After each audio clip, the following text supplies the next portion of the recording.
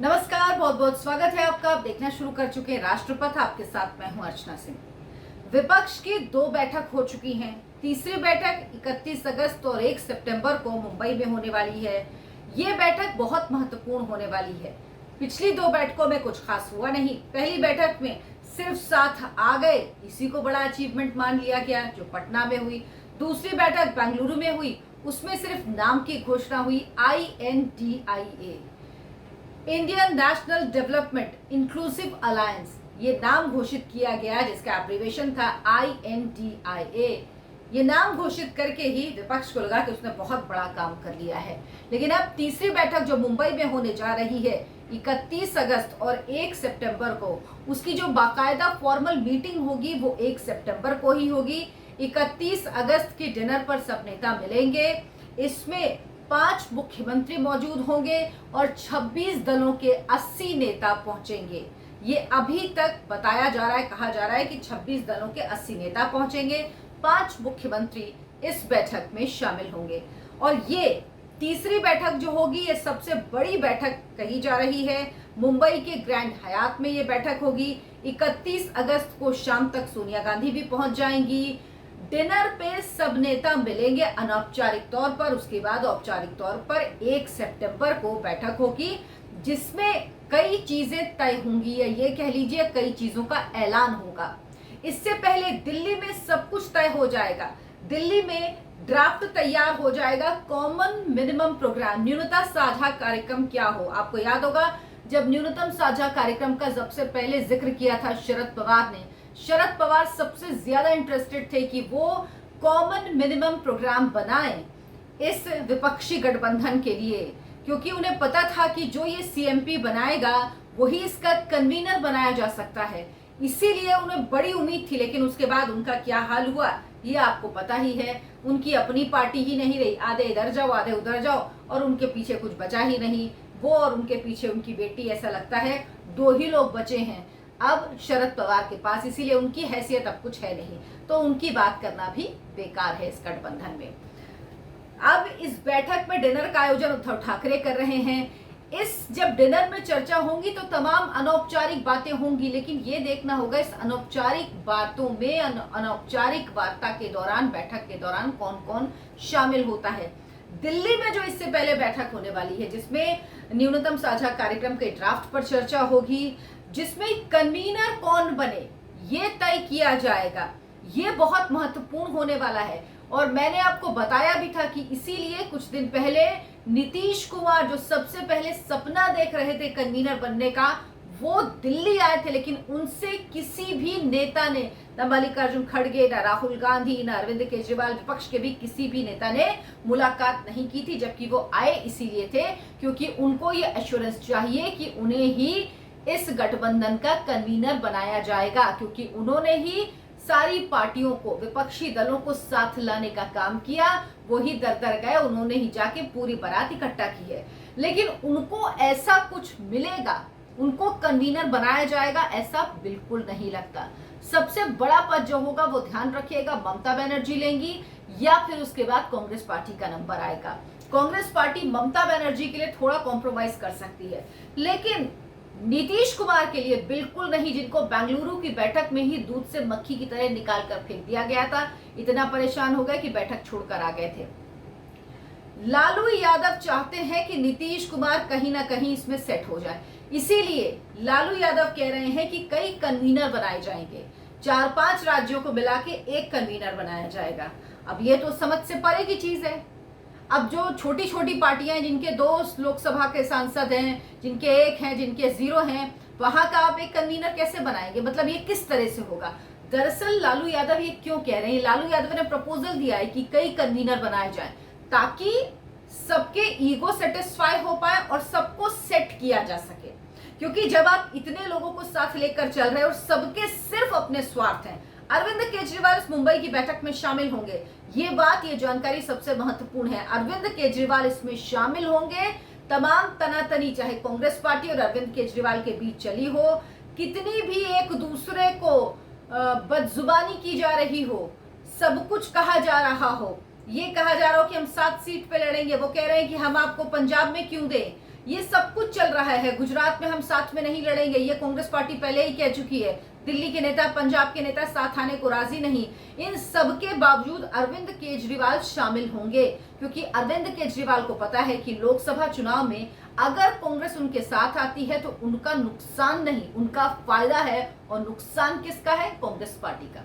लेकिन कांग्रेस को अपने नुकसान की चिंता कहाँ?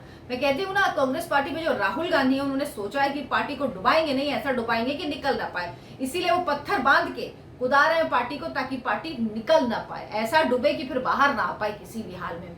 तो इसीलिए अरविंद केजरीवाल का तो कैलकुलेशन पक्का है। उनको पता है कि इस गठबंधन में आने से कांग्रेस अगर उन्हें सीटें देती तो उनका फायदा होगा, क्योंकि लोकसभा में कोई हैसियत नहीं है।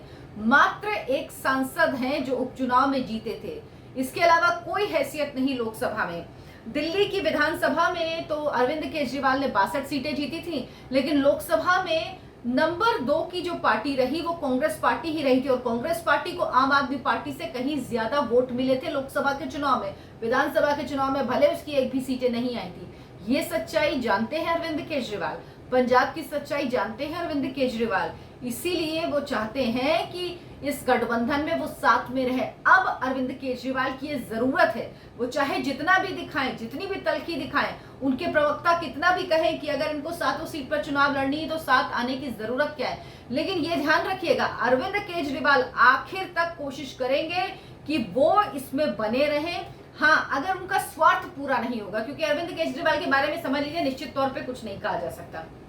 अगर उनका स्वार्थ पूरा नहीं होगा तो वो निकल के चल देंगे। लेकिन जब तक उनको लगेगा कि उनका स्वार्थ पूरा हो रहा है, देखा था आपने जब दिल्ली सर्विस बिल पास होना था किस तरह से वो कांग्रेस के कदमों में लेट गए थे।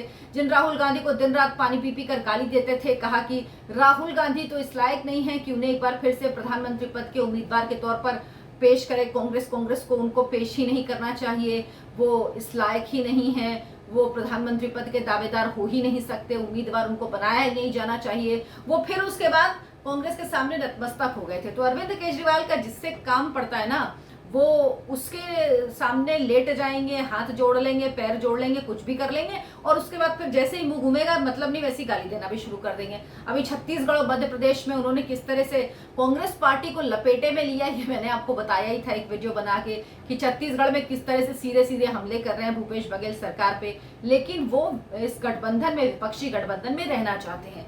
लालू यादव ने कई कन्वीनर की बात क्यों की? क्योंकि वो चाहते हैं नीतीश कुमार सेट हो जाए। अगर कई कन्वीनर होंगे तो आसानी होगी। और सबसे बड़ी चिंता लालू यादव की यह है कि नीतीश कुमार विपक्षी गठबंधन में सेट हो जाएं, ताकि वो बिहार छोड़ दें। वो खुद कह चुके हैं कि वो चाहते हैं कि तेजस्वी यादव मुख्यमंत्री बने बिहार के। लोग उनके देखना चाहते हैं तेजस्वी यादव को मुख्यमंत्री बने हुए। नीतीश कुमार को भी पता है कि उनकी कुर्सी बहुत कम दिन सुरक्षित है, उनको छोड़नी ही पड़ेगी। 2024 के चुनाव हद से हद, उसके बाद उनको छोड़नी ही पड़ेगी। तो इसीलिए वो भी चाहते हैं कि वो कहीं सेट हो जाए इसमें। लेकिन ऐसा होता हुआ नजर नहीं आ रहा। एक ही सूरत में हो सकता है जब कई कन्वीनर बनाए जाए तो नीतीश कुमार को भी एडजस्ट कर दिया जाए। तो ये एडजस्ट करने की कवायद भी इसमें हो रही है। लेकिन सबसे बड़ी बात जो आपको बता रही हूं, ये तीसरी बैठक ही निर्णायक बैठक होगी। ये तीसरी बैठक ही तय करेगी कि कौन साथ रहेगा, कौन साथ नहीं रहेगा। इस तीसरी बैठक में लगभग एक खाका तैयार हो जाएगा कि ये गठबंधन क्या 2024 तक साथ में रहेगा, इस गठबंधन में कौन कौन साथ में रहेगा। और मेरा जो आकलन है वो ये है कि अभी इसमें सीटों का बंटवारा फॉर्मूला तय नहीं होगा। इस बैठक में कांग्रेस पार्टी जो 5 राज्यों में चुनाव होने हैं, छत्तीसगढ़, मध्य प्रदेश, राजस्थान, तेलंगाना, मिजोरम, इन 5 राज्यों के चुनावों का इंतजार करेगी, इन चुनावों के नतीजों का इंतजार करेगी, और उसके बाद ही सीटों का बंटवारा होगा। ये हो सकता है इस बैठक में कि एक कमेटी बना दी जाए जो सीटों के बंटवारे के फॉर्मूले को तय करे। आप सोचिए, पहली बैठक जून में हुई, दूसरी बैठक जुलाई में हुई, अब तीसरी बैठक सोचिए सितंबर में हो रही है। तो कितने कितने अंतर में अब कांग्रेस पार्टी हो सकता है नवंबर के बाद बैठक डिसाइड करे कि चलो नवंबर के बाद बैठक होगी, तब तक नतीजे आ जाए 5 राज्यों के चुनाव के। कम से कम उसको इंतजार छत्तीसगढ़, मध्य प्रदेश और राजस्थान के चुनावी नतीजों का तो है ही, तेलंगाना में भी वो खुद को बहुत आगे देख रही है, लेकिन इन 3 राज्यों के नतीजों का इंतजार करना चाहती है कांग्रेस पार्टी। मैं बहुत पहले से कह रही हूं, इसीलिए इसमें सीटों के बंटवारे को लेकर कोई फॉर्मूला तय होना लगभग नामुमकिन है मेरे हिसाब से, जो अभी तक मुझे लग रहा है। बाकी क्या होगा ये इस बैठक के बाद ही पता लगेगा। हाँ, कमेटी बनाई जा सकती है जो फॉर्मूले को तय करे, कोई फर्क नहीं पड़ता, कोई कमेटी बनाए, कोई फॉर्मूला बनाए, कल को कांग्रेस को नहीं समझ में आया, कांग्रेस मना कर देगी। लेकिन जब किसी चीज को टालना होता है ना, तो आप क्या करते हो, कमेटी बना देते हो। जैसे बिल टालने की कोशिश, जब दिल्ली सर्विस बिल राज्यसभा में टालने की कोशिश की थी राज्यसभा सांसद जो आम आदमी पार्टी के हैं, राघव चड्ढा, जो बाद में निलंबित भी हो गए इसी वजह से, जो उन्होंने जालसाजी की राज्यसभा में स्टैंडिंग कमेटी को। तो यही होता है, जब कोई चीज टालनी है या तो कभी कभी उसमें वाकई कोई काम किया जाना होता है, नहीं तो टालने के लिए अक्सर कमेटी को भेज दिया जाता है। तो यही फॉर्मूला यहाँ पर कांग्रेस अपनाएगी, एक कमेटी बना देगी। लेकिन ये बैठक बहुत कुछ तय करेगी, ये बैठक बता देगी कि किसकी क्या हैसियत है, किसको क्या जगह मिल रही है, किसके ख्वाब पूरे होंगे और किसके अरमान आंसुओं में बह जाएंगे। मेरे इस वीडियो को लाइक करें, शेयर करें और चैनल को सब्सक्राइब जरूर कर लें। नमस्कार।